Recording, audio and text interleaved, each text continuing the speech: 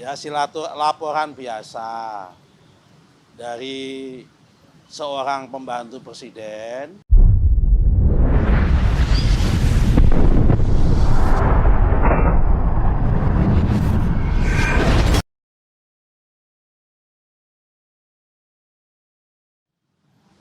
Ya, laporan biasa dari seorang pembantu presiden kepada Bapak Presiden mengenai beberapa hal yang berkaitan dengan dunia pertanahan dan dunia tata ruang, terutama yang berkaitan dengan proses perkembangan tata cara pemberian hak atas tanah, terutama hak guna usaha untuk perkebunan kelapa sawit di Indonesia. Dah, gitu aja.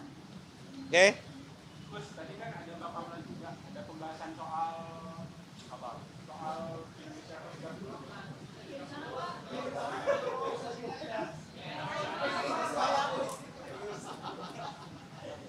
Kenapa, Mas? Tadi kan ada paparan juga. Oh enggak, itu enggak tahu saya. Bukan bidang saya. Kalau saya kaitannya masalah tumpang tindih antara lahan kelapa sawit dengan kehutanan.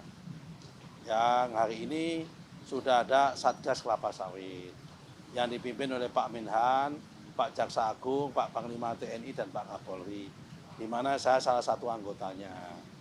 Ya, kita melaporkan berapa lahan yang ada tumpang tindih, berapa yang tidak tumpang tindih, kita laporkan. Oke, apalagi? Terus soal tanah yang di Bekasi. MA bilang itu sebenarnya udah Gini, kenapa? Gini, Mas ya.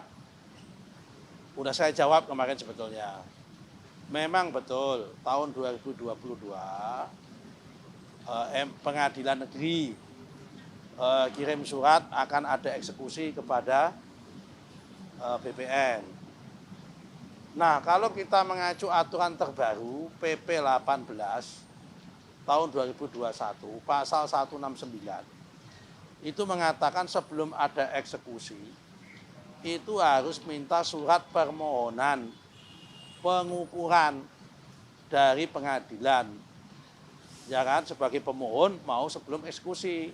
Supaya apa? Supaya tidak ada kesalahan di mana letak objek eksekusinya.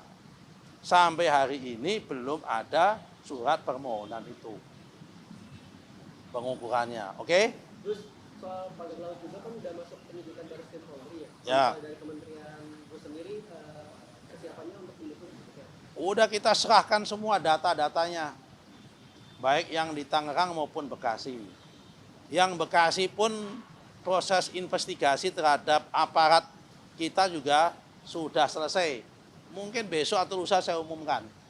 Ada beberapa orang yang akan diberhentikan juga yang di Bekasi. Cuma jumlahnya berapa saya lupa. Ya kan, baru tadi pagi saya dapat laporan dari Inspektorat Jenderal hasil investigasinya. Mungkin kalau nggak besok, lusa saya umumkan jumlah orang yang akan kita berhentikan lagi. Jadi kita serius mengatasi masalah ini. Hari ini juga yang di Tangerang 193 sertifikat secara sukarela juga sudah diserahkan sama BPN, dibatalkan secara sukarela yang di atas laut. Jadi insya Allah semua yang di atas laut clear and clear dibatalkan. Tidak perlu kita pembatalan. Mereka yang bersangkutan sukarela minta dibatalkan. Jadi yang diberhentikan itu eselon 1 atau eselon 2? Oh ya, yang terlibat di bawah dong. Bukan eselon 1, eselon 2 kan. Itu kan permainannya ada di bawah di kantor Bekasi. Ya kan, mindah peta itu. Yang dari peta darat ke peta laut itu. Dah, apalagi? Nanti yang dari kementeriannya nggak terlibat. Yang dari kementeriannya nggak terlibat. Kementerian apa? Tadi kan yang terlibat di bawah di Dah. Nggak sampai sejauh itu. Uang ini malah kepala kantor aja nggak tahu. Ini murni permainan nakal oknum orang di bawah. Setelah kita cek gitu. Modusnya itu kan udah kita jelaskan, Mas. Ya. Modusnya ada orang punya sertifikat, ada sertifikat. Jumlahnya 89 sertifikat. Dimiliki 84 orang. Oke? Jumlahnya 11,6 hektar.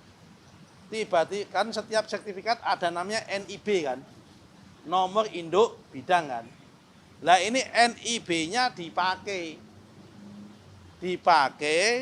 dipindah ke laut. Jumlahnya 79 hektar. Dari 11,6 pindah ke laut yang luasnya 79,6 hektar. Yang semula pemiliknya ada 84 pemilik menjadi 11 pemilik. Yang salah satu di antara pemiliknya itu adalah oknum kepala desa setempat. Ini kita batalkan, kita hapus. Dan pihak-pihak yang terlibat yang memindah peta ini kita usut.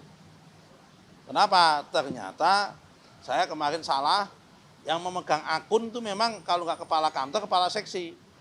Ternyata karena ini program PTSL, saya baru dapat informasi, mohon maaf kan juga namanya menteri baru, saya dapat informasi kalau program PTSL itu tim adjudikasi pun tim di bawah koordinator pelaksana PTSL di tingkat kabupaten itu juga boleh mendapatkan akun akses akun gitu loh. Nah, ini mereka yang main ini, tim di bawah ini.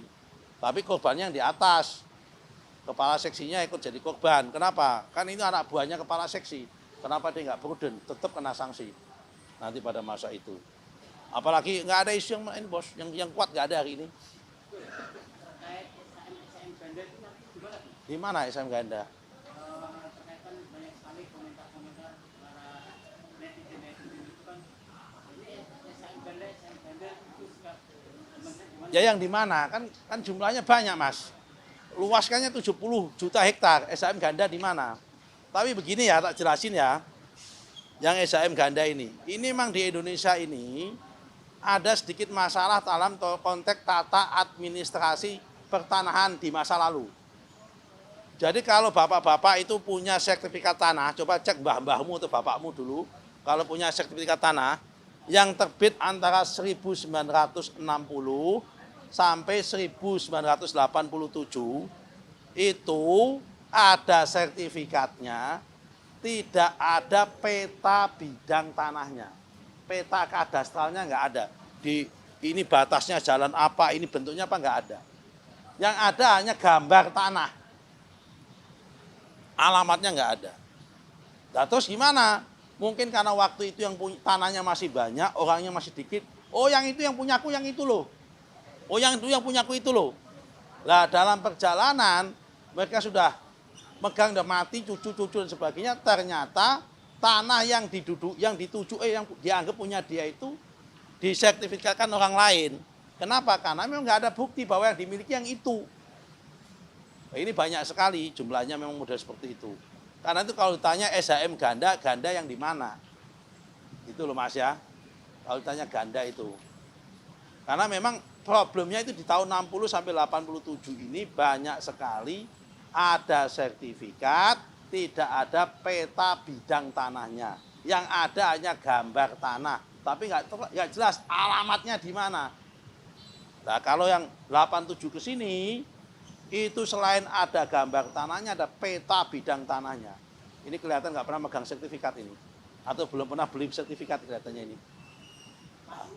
Masih ngontrak apalagi itu ya. Oke, apalagi cukup.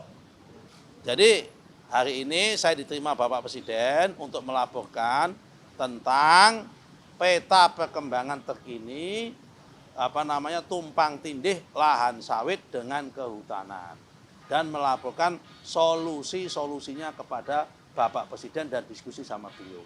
Oke, terima kasih. Assalamualaikum warahmatullahi wabarakatuh.